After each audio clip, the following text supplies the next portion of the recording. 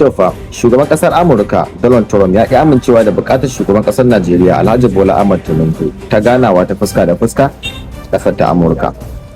Shugaban kasar na Amurka ya ce shugaban kasar Najeriya ya fara magance matsalar tsaro a Najeriya kafin ya je Amurka domin ganawar tasu ta fuska da fuska.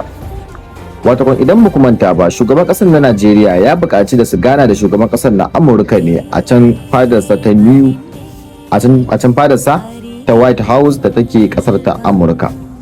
Wannan bukata ta fito ne bayan da shugaban kasar na Amurka yake zargin cewa a Najeriya akwai matsalar tsaro a inda ta haddasa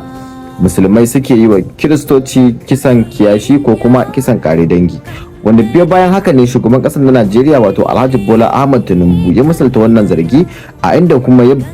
furta da cewa akwai bukatar ya je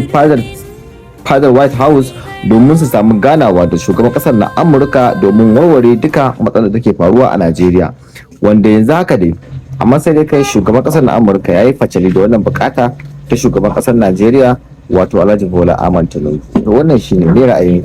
ku rubuta mana a comment section.